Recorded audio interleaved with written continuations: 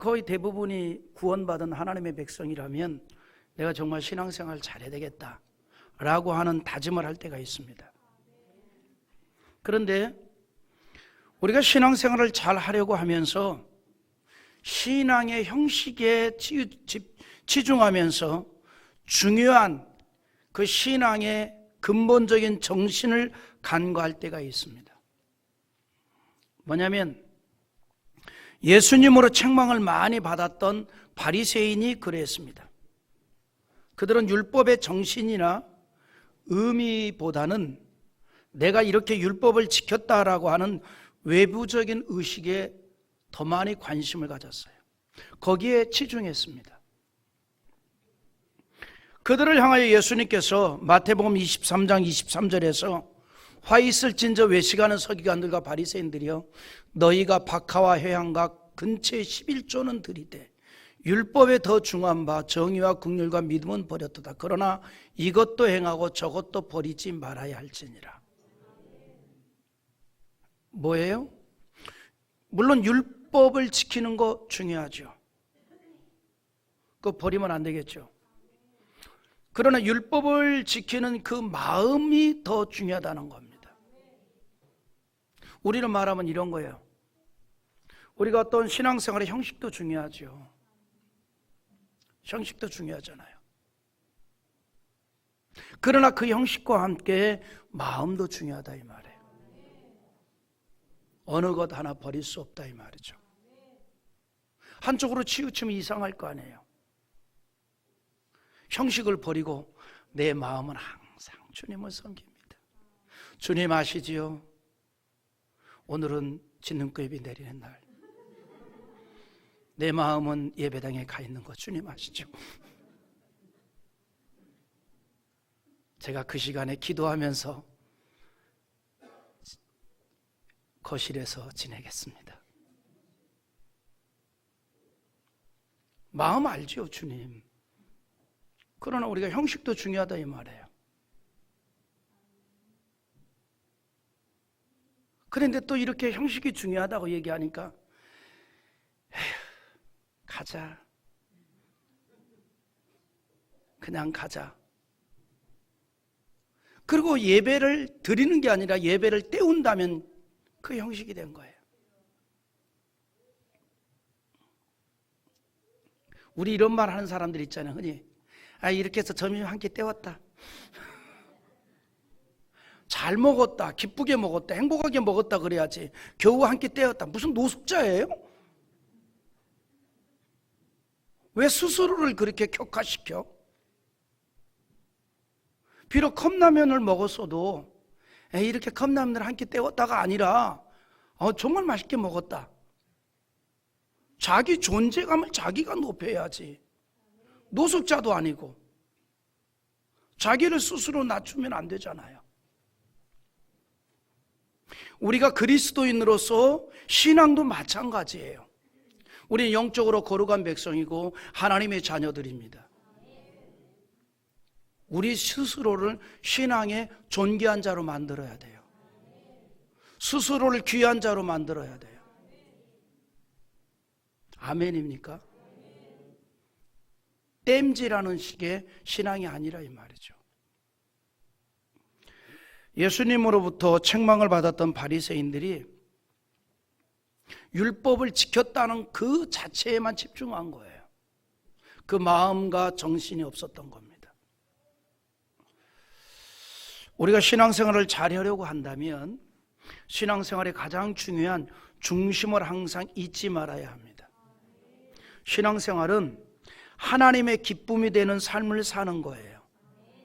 여러분, 신앙생활이 뭐냐면요, 교회 다니는 게 신앙생활이 아니고 그건 신앙생활의 하나의 이 프로그램 중에 하나. 신앙생활의 정신이 뭐냐? 하나님을 기쁘게 하는 삶을 살아가는 거. 그게 신앙생활이에요. 내가 신앙생활을 합니다. 내 기독교인으로서 기독교적 신앙생활을 살아갑니다. 그 신앙생활의 중심이 뭐냐? 하나님을 기쁘게 하는 삶을 사는 것이다 이 말이죠. 예수님을 영접하고 하나님의 자녀가 된 그리스도인의 신앙생활을 오직 하나님의 기쁨이 되는 길을 향해 가는 거, 이게 신앙생활이에요. 우리의 삶 자체가 하나님의 기쁨이 되라는 겁니다. 그래서 우리가 오늘 본문을 읽었는데 그 본문이 시작되는 1절, 2절에서 기쁨을 강조해요. 기쁨을. 1절에서 보면 너희의 몸을 하나님이 기뻐하는 거룩한 산제물로 드리라 라고 하였고, 2절에서는 하나님이 선하시고 기뻐하시고 온전하신 뜻이 무엇인지 분별하도록 하라 그랬습니다. 이 말을 1, 2절을 한마디로 말하면 산제물이 되라는 거예요. 그리고 하나님의 기쁨이 무엇인가를 분별하라는 겁니다. 그러니까 여러분, 우리가 판단의 근거는요, 하나님의 기쁨이냐 아니냐. 하나님의 기쁨이면 싫어도 하시고 힘들어도 하시고, 하나님의 기쁨이 아니면 좋아도 하지 말고. 이게 신앙생활이에요. 그걸 분별하라 이 말이에요. 구분하라 이 말이에요. 사도 바울은 구원받은 하나님의 자녀들이 이 세상에서의 삶이 달라져야 할 것을 말하면서 뭐라고 얘기하는 거니? 하나님이 기뻐하는 산제물이 되라 그랬어요. 여러분, 우리의 삶이 온전히 하나님의 기쁨이 되는 삶이 되라고 하는데, 그 하나님의 기쁨이 되는 것 가운데 하나가 뭐냐면 예배입니다. 예배. 하나님의 자녀들이 예배를 통해서 하나님을 만나게 되고 경험하게 되는 거예요. 그러니까 여러분, 우리가 내가 은혜 있는 사람은 예배가 은혜로워야 돼요. 그리고 예배가 은혜롭지 못하면 신앙이 병들어 버리고 맙니다. 그렇게끔 됐어요. 그러니까 여러분, 우리가 신앙의 원리란 게 있거든요. 신학의 원리. 수학에도 공식과 방식이 있잖아요. 언어에도 방식이 있지 않습니까? 공식이 있고. 우리 신앙에도 공식이 있고 방식이 있어요. 성경에서 그걸 우리에게 제시해 줍니다. 신앙생활은 하나님이 기뻐하는 삶을 살아가는 것이고, 하나님이 기뻐하는 것 가운데 하나가 예배라 이 말이죠. 예배를 통해서 우리가 하나님의 은혜도 받고 살아계신 하나님을 경험도 하는 거예요. 그런데 이 예배가 은혜롭지 못해요. 그럼 당연히 신앙이 병들게 되는 거죠. 신앙이 병들게 되는 거예요. 제가 목회를 하면서 시험 드는 성도의 첫 번째 특징이 뭐냐면 예배 시간에 은혜를 못 받는 거예요. 그러면 시험 드는 거죠. 근데 그걸 아는 사람들은 목사한테 그걸 알리기 위해서 나 시험 들었다, 예배 드리면서 인상 박박 쓰고 앉아 있어요. 그럼 달래줘야 되는데 난 또 안 달래. 자기가 알아서 회복해라. 하나님이 선택한 백성이라면 회복되겠지. 회복이 안 돼서 교회를 떠나서 지옥을 간다면 선택받지 않은 자일 것이고.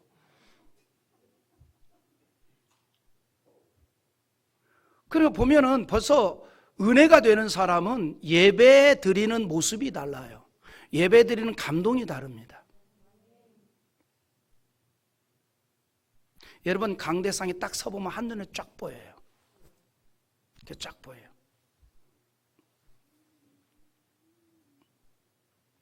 실감이 안 나는 것 같죠?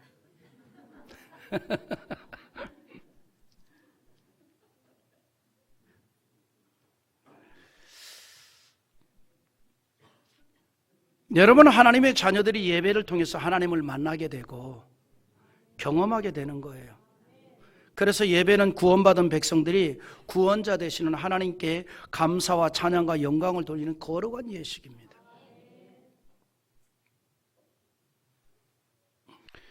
이 예배란 말의 이 원문이 프로스쿠네오라고 하거든요. 프로스쿠네오.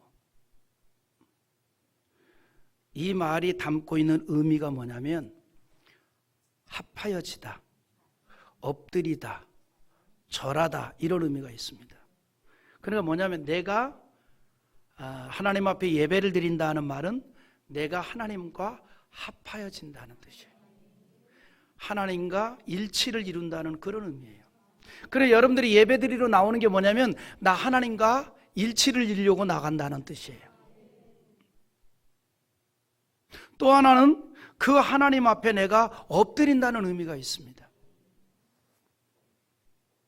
그래서 예배는 뭐냐면 우리 사이에 어떤 간격이 있는 게 아니고 하나가 되는 거예요. 그래서 예배를 통해서 우리는 하나님을 체험하게 되는 겁니다. 그리고 전적으로 하나님 앞에 엎드림으로 하나님을 상대적으로 높인다 이 말이에요.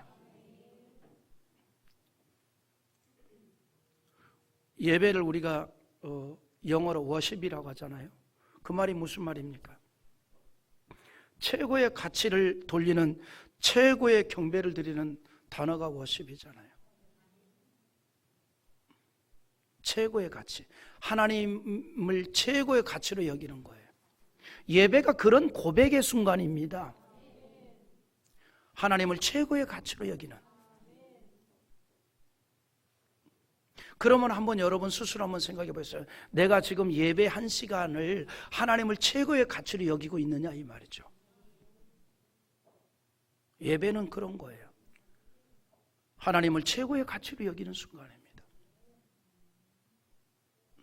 그래서 열심을 다해서 집중하는 거죠.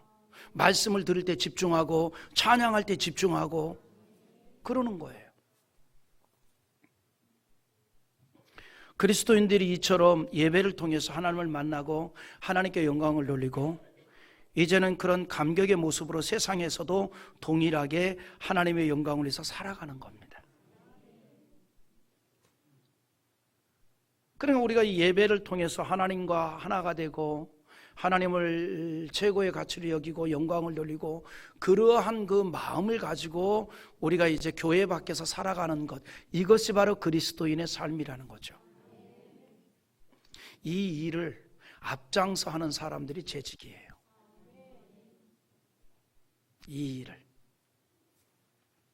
그리고 그것을 가리켜 성경은 거룩한 산제사라고 하는 겁니다. 거룩한 산제사가 바로 그런 거예요. 내가 세상에서 구별되게 살아간다는 거죠.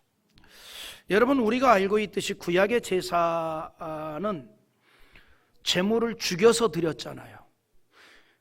이제는 우리의 몸이 제물이 되어야 합니다. 살아서 하나님의 영광을 위하는 산 제물이 되라는 겁니다. 그런 산 제물의 삶은 예배를 통해서 하나님을 자주 만나야 돼요. 우리가 일상에서의 생활 가운데 하나님을 자주 경험했던 성도들이 훗날에 이 세상을 떠날 때 하나님과의 완전한 만남이 이루어지는 겁니다. 아멘입니까?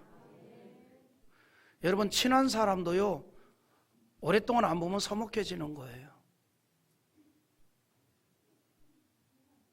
한때 그 조기 유학 붐이 일면서 엄마하고 어린아이들은 미국으로 가서 살고 아빠는 여기서 이제 뭐를 보내야 돼? 유학 경비를 이렇게 보내잖아요. 유학 경비를. 이렇게 이제 유학 경비를 이제 쭉 보내는데 그 유학 생활을 이제 하게 하고 아빠는 여기 남아서 이제 막 돈을 벌어서 보내잖아요. 미국 사람들이 이해를 못 하는 거죠. 그 삶을. 미국인들은 정말 그걸 이해를 못 해요. 아예 이해를 안 합니다. 그러니까 한국 사람들을 이상한 사람으로 여기는 거죠. 그런데 그 얘기를 하려고 하는 게 아니라 어떤 아빠는 방학 때 아이들이 한국에 들어오면 항공연이 뭐니 경비가 엄청나니까 그 돈이 아까워서 아이들이 못 들어온단 말이에요. 그러면 아빠라도 보고 가고 싶은데 여기서 돈을 벌어야 되고 항공료가 비싸니까 못 가는 거예요. 한 10년 동안을 못 보는 거예요. 나중에 만나면 굉장히 서먹합니다. 대단히 서먹해요. 그래서 거의 대부분이 10년 이상 그렇게 기러기 아빠하는 사람들은 결국은 마지막엔 아빠 혼자 여기 남고 그렇게 해서 이제 인생 끝. 거기서 그렇게 따로 살고 그렇게 돼요. 아무리 가까운 사이도 떨어져 살면 서먹해지는 거예요. 서먹해져요. 우리가 하나님과 서먹하지 않으려면 자주 만나세요.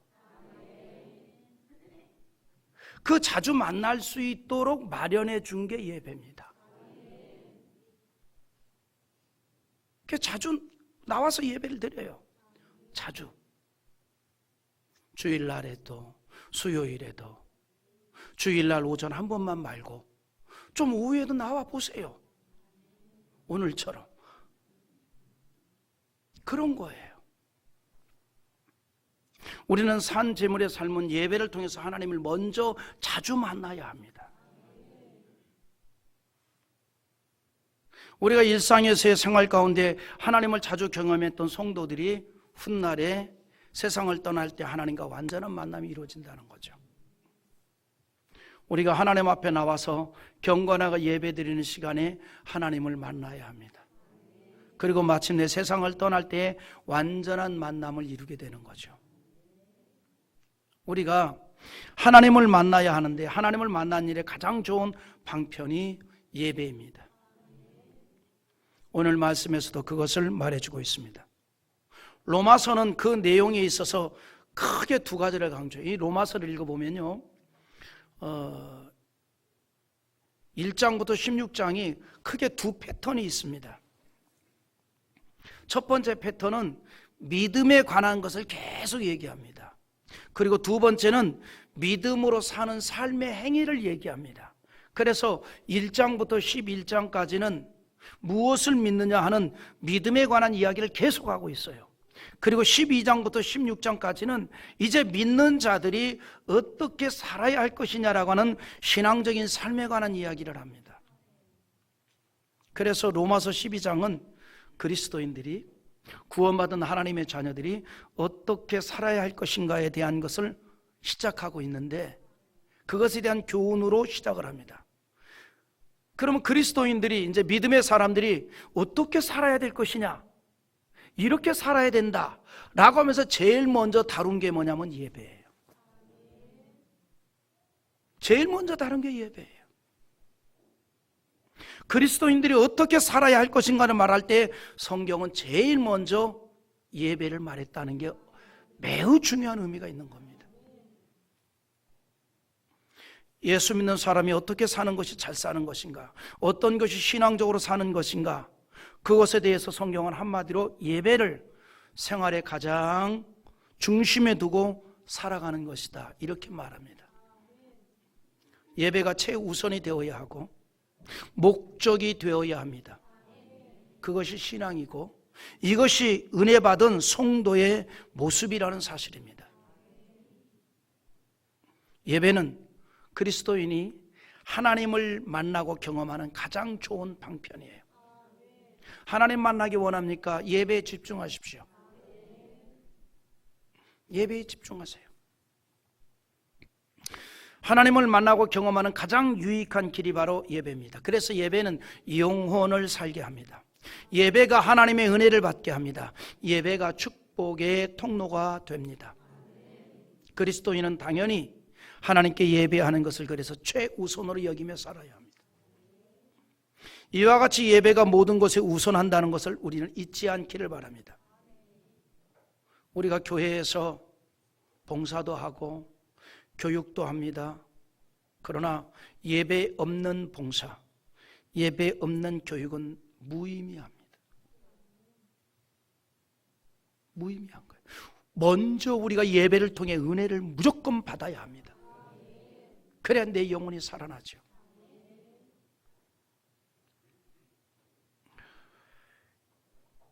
왜냐하면 예배 없는 봉사는 위선을 초래할 수 있기 때문입니다. 위선을 초래할 수 있어요. 모든 것의 핵심은 예배에 있다는 것을 그래서 분명히 알아야 합니다. 우리는 하나님 앞에 나와서 마치 종이 주인에게 굴복하듯이 하나님께 무릎을 꿇고 그 발에 입을 맞추며 찬양하며 하나님을 높여야 합니다. 하나님의 말씀을 겸손한 마음으로 귀담아 듣고 그리고 그에게 감사를 드립니다. 주의 말씀을 전적으로 믿고 그대로 나아가 순종하는 거예요. 하나님 앞에 헌신을 다짐합니다. 새롭게 헌신하며 감사하며 봉사하는 겁니다. 이처럼 하나님을 경배하는 예배를 드리는 모습, 정신과 모습으로 우리가 섬김을 이루어 가는 거예요. 이것이 건강한 신앙생활이라고 하는 겁니다. 이것이 멋진 교회를 만들어가는 일이 되어지는 겁니다. 오늘 여러분들을 통해 우리 교회가 정말 멋진 교회가 되기를 기대합니다. 재직들에게 달려 있습니다. 예수를 믿으면 우리는 구원을 받는다라고 말합니다. 구원은 영혼만의 구원이 아니고 우리의 몸까지 구원을 받는 겁니다. 몸이 구원받았으니 몸이 활동하는 활동 영역도 하나님이 기뻐하는 거룩한 산 제사를 드릴 수 있는 제단이 되어야 되고 제사의 영역이 되어야 한다는 거죠. 하나님 앞에 산 제사를 드린다는 것은 말씀드린 대로 하나님의 기쁨이 되는 섬김이 있고 봉사를 또한 말합니다. 이제 이렇게 예배에 집중한 우리가 그 받은 은혜를 가지고 하나님의 기쁨이 되는 섬김을 하는 거예요. 그리고 봉사를 하는 겁니다. 그러기 위해서 성령의 내주하신 은혜도 필요합니다. 여러분, 성경은요, 교회를 그리스도의 몸이라고 말하죠. 그리고 성도들은 지체입니다. 말을 바꾸면 우리가 그 몸의 지체이기 때문에 그리스도의 몸은 우리의 몸입니다. 내 몸입니다. 때문에 5절에 이와 같이 우리 많은 사람이 그리스도 안에서 한 몸이 되어 서로 지체가 되었느니라 그랬습니다. 우린 여기서 중요한 봉사의 원칙을 보게 됩니다. 교회가 바로 내 몸이라는 말은 교회를 세우는 것은 내 몸을 세우는 일입니다. 내 몸을 가꾸는 일입니다. 어쩌면 교회의 봉사는 바로 나를 위한 봉사이기도 합니다. 내 몸을 위한 봉사입니다. 우리는 그 일을 이루기 위한 지체입니다. 4절에서 우리가 한 몸에 많은 지체를 가졌으나 모든 지체가 같은 기능을 가진 것이 아니니 그랬어요. 여기에 또 하나 우리에게 좋은 이야기를 합니다. 지체라는 말은 몸에 붙어있는 모든 기능을 이야기합니다. 어떤 사람은 그래서 다리 역할을 할 수 있고 어떤 사람은 손의 역할을 할 수 있고 지체가 되었다는 말은 마땅히 감당해야 될 기능이 있고 섬겨야 되는 책임이 있다는 걸 말합니다. 다리는 다리로서의 사명이 있어요. 손은 손으로서의 사명이 있습니다. 눈은 눈으로서의 사명이 있습니다. 우리 몸에 여러 지체가 있습니다. 그리고 그 지체마다 각기 기능이 있습니다. 모든 지체가 똑같은 기능을 가지고 있지 않습니다. 손은 손대로, 눈은 눈대로, 발은 발대로 각각 기능이 다릅니다. 그리고 각각의 기능대로 몸을 섬기는 거예요.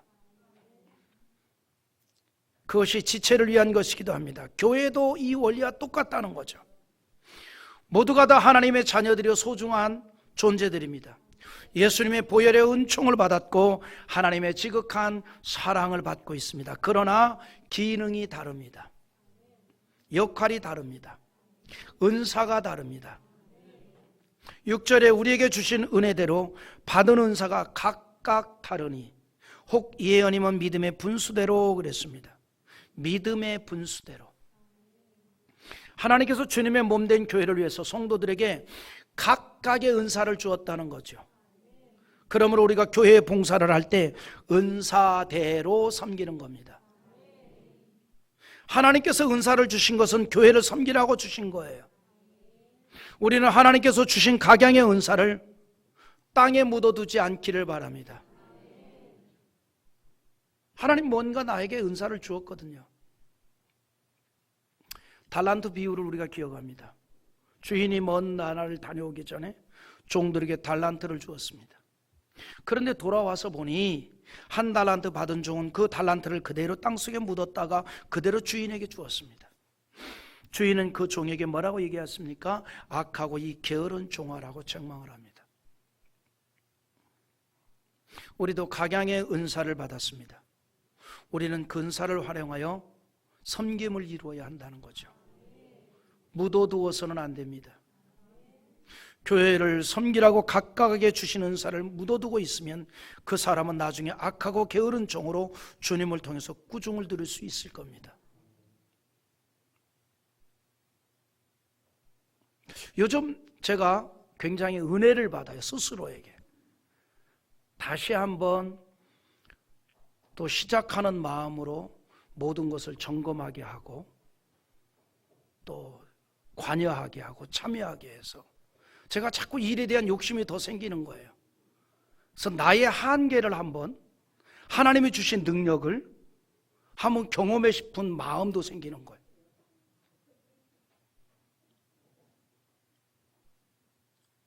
그래서 욕심이 생겼어요. 앞으로 모든 예배의 설교는 다 한번 해보자. 속 급한 일이 있어서 무슨 헌신 예배로 외부로 나가면 녹화를 해놓고라도 한번 해보자. 그런 마음이 생기는 거예요. 그래서 한번 잠자는 시간 외에는, 설교 준비하는 시간 외에는 앉아있지 말고 한번 움직여보자. 잠자는 시간에 3, 4시간인데 그 시간 외에는 한번 움직여보자. 그런 마음이 생기는 거예요. 한번 도전을 해보는 거예요. 도전. 도전. 그 눈빛을 보니까 어떤 눈빛이냐면 그러다 가지. 그런 눈빛 같아.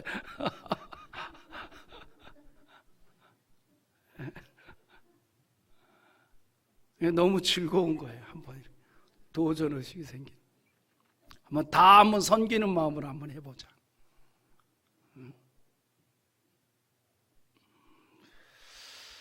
여러분, 하나님께서는요, 누구에게든지 한 가지 이상의 섬길 거리를 다 주었어요. 다만 우리가 그거를 땅속에 묻어 놓을 뿐이지요. 우리는 나의 봉사와 섬김을 통해서 우리 교회를 멋진 교회가 되도록 하겠다는 거룩한 기도의 제목을 가져보기를 원합니다. 우리 재직들이 그렇게 되기를 원합니다. 그러기 위해서 우리 모두가 하나님께서 주신 은사를 활용하여 헌신자들이 되어야 하는데, 은사를 활용할 때에 갖춰야 될 기본적인 것을 말합니다. 그 중에 8절 우리 한번 읽어봅시다. 위로하는 일로, 구제하는 자는 성실함으로, 다스리는 자는 부지런함으로, 긍휼을 베푸는 자는 즐거움으로 할 것이니라. 아멘. 여기 중요한 말씀이 있습니다. 다스리는 자는 부지런함으로. 이 말이 무슨 말인 줄 알아요? 앞장서는 사람은요, 이끌어야 될 사람들보다 몇 배 부지런해야 합니다.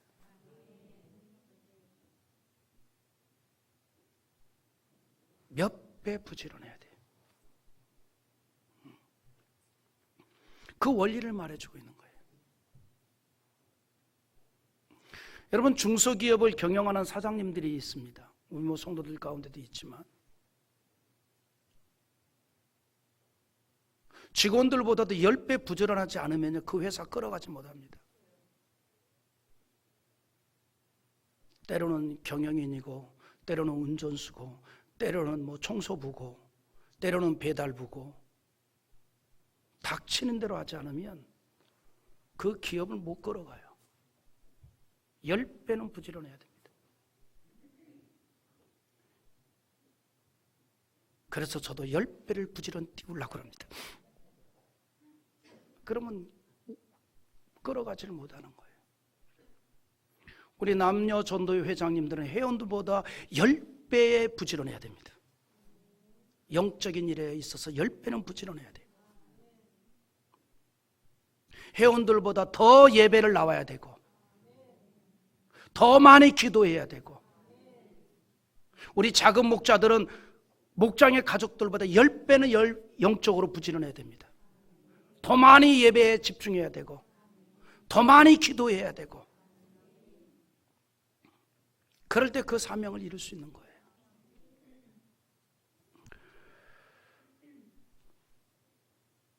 그런데 또 하나 중요한 것이 있습니다. 즐거움으로 할지니라. 그래서 은혜를 달라고 하는 거예요. 하나님 앞에. 여러분, 하나님의 일은요, 은혜를 받고 해야 돼요. 그래야 몸이 힘들어도 즐거운 거예요. 몸이 힘들어도 기쁜 거예요. 즐거움으로, 기쁨으로. 어쩔 수 없이 하거나 국률이 아니라 즐거움이 되어야 합니다. 교회의 일이 그런 거예요. 하나님께서는 그 사람에게 꼭 맞는 은사를 주십니다. 그러므로 우리가 봉사할 때에 즐거움으로, 기쁨으로, 지혜롭게 섬기는 거죠.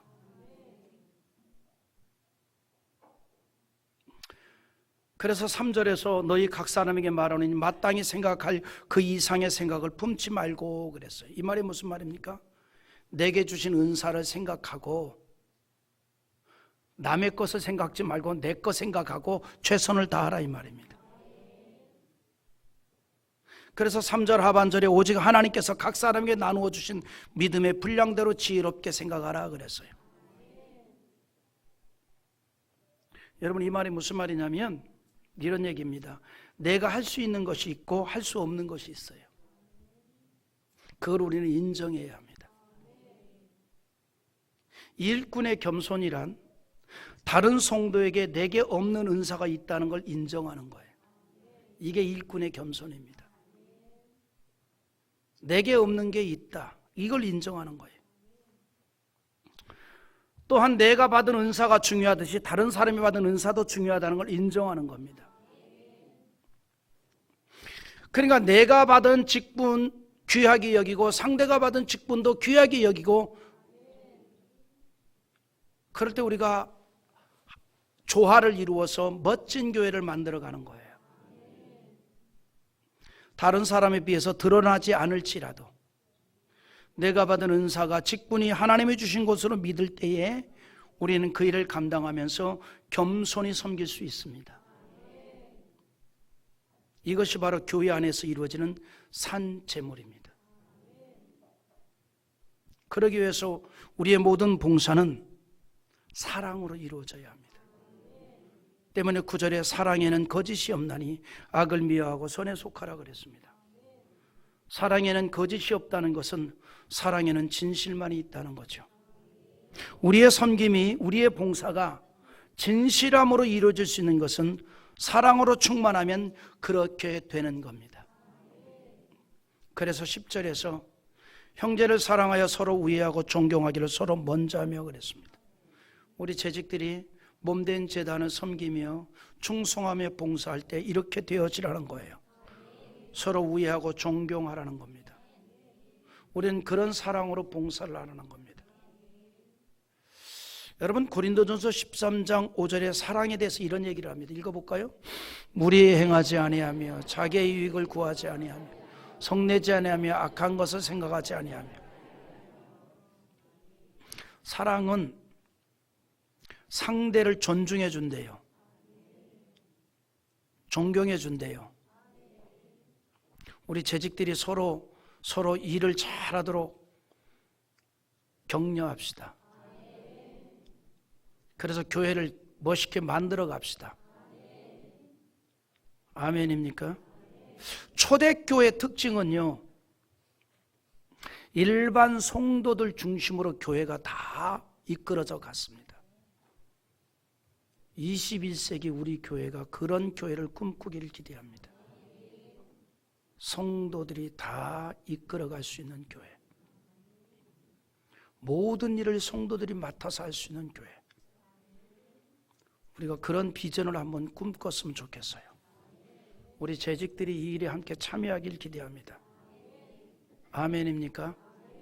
어떤 일이라 할지라도, 어떤 직분이라 할지라도 다 주의 이름이 붙었기에 귀한 게 여기고 우리 그 일을 감당하는 거예요.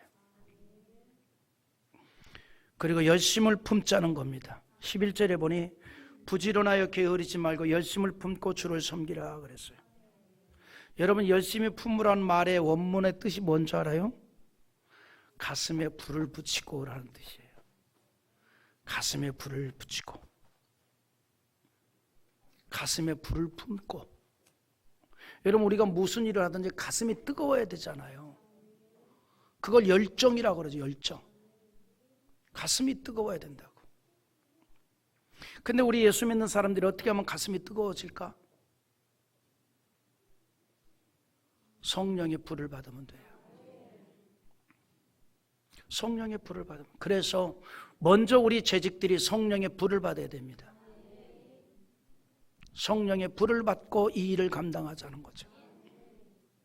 때문에 예수님께서 제자들에게 보혜사 성령이 너에게 임하기까지 예루살렘을 떠나지 말라 그랬습니다. 성령의 불을 받을 때까지. 신앙에 있어 열정을 갖게 되고 기쁨으로 헌신하게 되는 에너지가 성령의 불을 통해서 이루어집니다. 여러분, 그래서 기독교 신앙은요, 성령의 불을 받고 이루어져야 됩니다. 그럴 때 우리가 하나님의 기쁨이 되는, 그리고 즐거움으로, 그리고 좋은 열매를 맺어가는 그러한 헌신이 되어질 수 있다는 거죠. 여러분, 뜨거운 열정은요, 은혜 받은 사람의 특징입니다.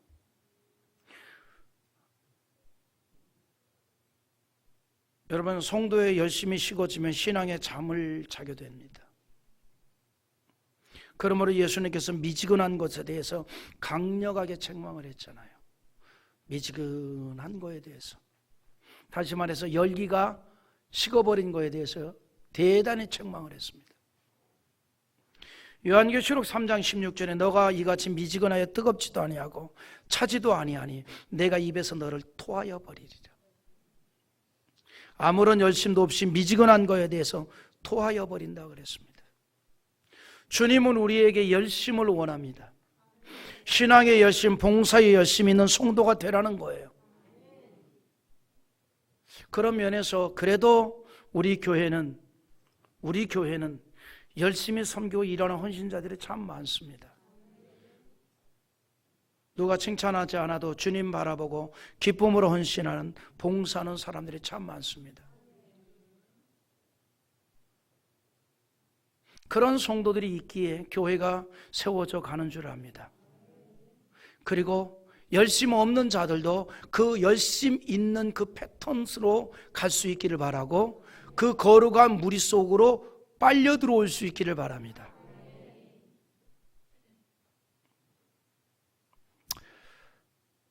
주님을 사랑하는 뜨거운 심장을 가지고 열심히 봉사하는 일꾼이 있기에 하나님께서 교회를 축복하시고 은혜를 주신다는 사실이죠.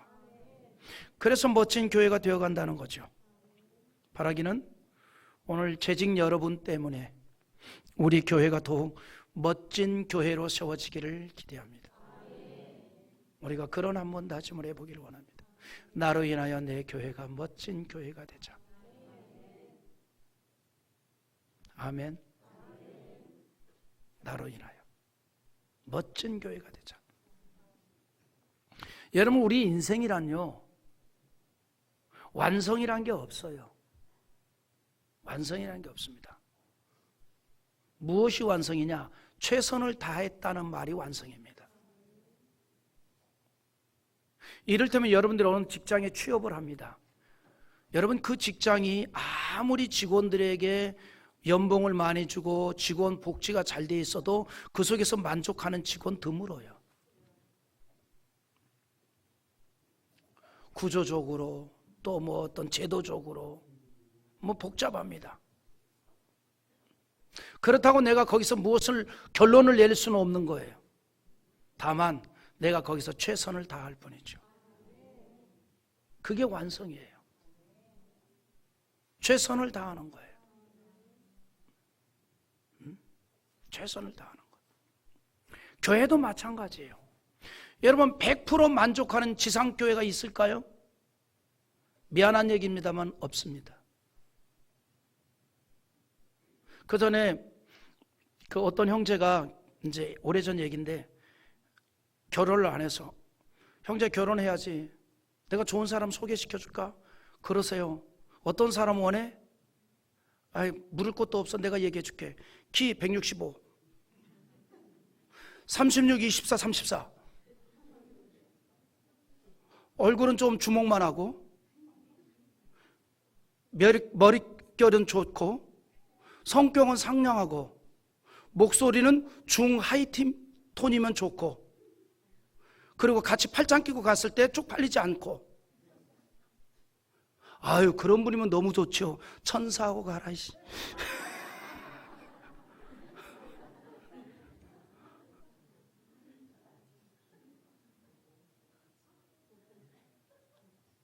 여러분 세상에 모든 조건이 다 맞는 게 어디 있어요? 없는 법이에요. 안 되는 법입니다.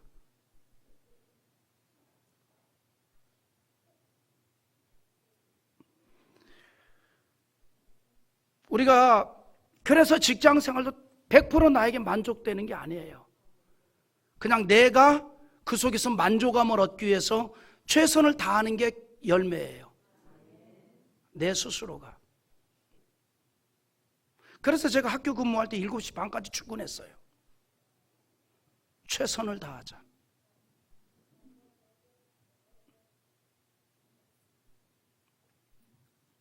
우리 비서 8시 50분에 출근했어요. 내가 더 일찍 와요. 내가 커피 타줬어. 미안해하라고. 처음에는 미안해하는데 그것이 습관이 되니까 오늘은 왜 커피 안 주세요 그래요.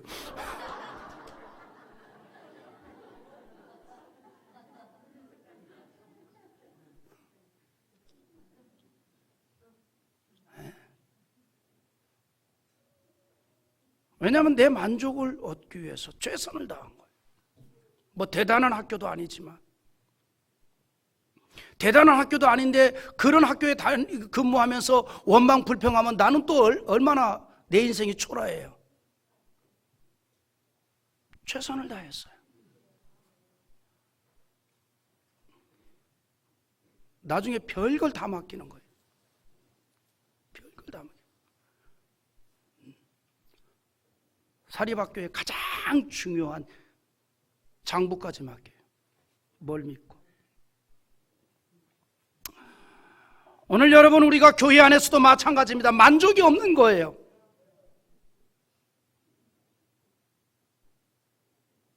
이 속에서 내가 주의 은혜를 받으려고 애를 쓰는 것이고 말씀대로 살아가려고 애를 쓰는 것이고 열심을 품고 주를 섬기려고 애를 쓰는 거예요. 그런 가운데 하나님이 우리에게 은혜도 주시고 날마다 새로운 것을 경험하기도 하는 거예요. 그런데 이처럼 열심히 주님을 섬기되 잊지 말아야 할 게 있습니다. 그게 뭘까? 천국의 소망입니다.